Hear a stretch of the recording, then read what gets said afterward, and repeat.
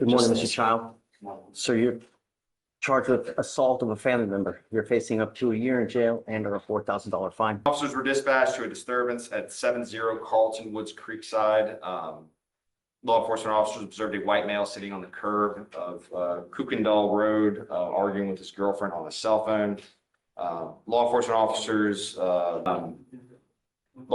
had received an additional call of a disturbance of two individuals coming from a neighborhood party. They observed the complainant and defendant to be highly intoxicated. An Uber had picked them both up, and they both started fighting in the Uber. The Uber drivers pulled over. Fighting in the Uber? In the Uber, yes, Your Honor. The Uber driver pulled over. The Uber driver stated to officers that the defendant was slapping and punching the complainant, who was the defendant's girlfriend. And the Uber driver had called the security officer on duty to get help with the situation. All right, welcome back to the bench breakdown. Today we're looking at Judge Fleischer working through a rapid fire morning docket. What you will see here is exactly why he's becoming known for structure, order, and very strict conditions, especially when he senses a pattern of danger in the community. I'll pause in a couple key moments as we go to break down exactly what he's doing and why. Mr. Saran. Yes, sir. Since 2023, 1, 2, 3, 4, 5, 6, 7, 8, 9, 10, and now 11 in a matter of 14 months. If I find that you're using any kind of dope, I'm going to take care of it in a way you're really not going to like it. I'm sending you now for a drug and alcohol test because I want to know what, if anything, is in your system. You're ordered not to use anything. And if I find that you do, and if I find that you become a danger to my community, I will grow a horn and tails. Do you understand? Yes, sir. I'm putting a GPS monitor on you so I know where you are at all times, and I don't want you out in the middle of the night. Yes, sir. It's time for you to stop using. I'm giving you now the opportunity to do it on your own. If you're incapable of doing it your way, then we're going to do it my way. And I promise you're not going to like the way that I do it. Do you understand? Yes, sir. Please appoint him a lawyer. I'm sending him now for a drug test. You were to go test, and you were to come right back. I just want to know what, if anything, is in your system. Yes, sir. If you fail to test, if you fail to come back, I will issue a warrant. No more PR bonds. Do you understand? Yes, sir.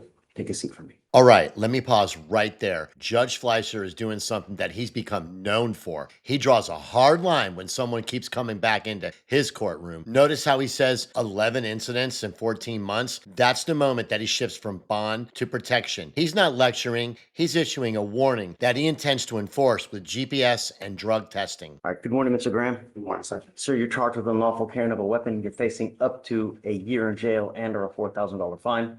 We are going to do probable cause. You have the right to remain silent. Anything you say can or will be used against you. You have the right to have an attorney present. If you cannot afford one will be appointed to you, sir. Yes, sir. On April 13th, 2025, law enforcement officers observed a vehicle with an expired registration and conducted a traffic stop. Upon contact with the defendant, law enforcement officers observed the odor of marijuana coming from the vehicle. Probable cause search was conducted of the vehicle and the defendant. Defendant stated he was in possession of marijuana, which was found to be 0.524 ounces of marijuana in his pocket. Defendant also stated that he had a handgun in the center console. The handgun was recovered from the vehicle. All right. Can you run his license? Absolutely, Your Honor. Mr. Graham, I'm going to find that there's probable cause to go forward with the case. While this case is open, I'm ordering you not to be in possession of weapons. Do you understand? Yes, sir. You have the ability to hire a lawyer. Yes, sir. Okay, we are going to give you time, so I will have you go to Victoria, sign a reset. We are going to create bond conditions. License? It's eligible, Your Honor. Okay, you're not allowed to drive unless you have a license and liability insurance in your name, and that's part of your bond conditions as well. So we'll have you sign a reset. We'll have you go to the box while we get your bond conditions created, we'll have you sign it, and then you'll be free to go. Quick pause right here. Two important things happened in this hearing. First, he established probable cause, but he immediately pivots into bond conditions that are tailored to risk, not punishment. Second, notice the pattern. He always reinforces license and liability insurance during any case involved with a vehicle or a weapon. For Fleischer, driving without insurance is a safety risk indicator. This is his constant philosophy: controlled freedom, not unrestricted movement. All right? Thank you. Please. Next. Sir, you're charged with racing on a highway. You're facing up to a year in jail.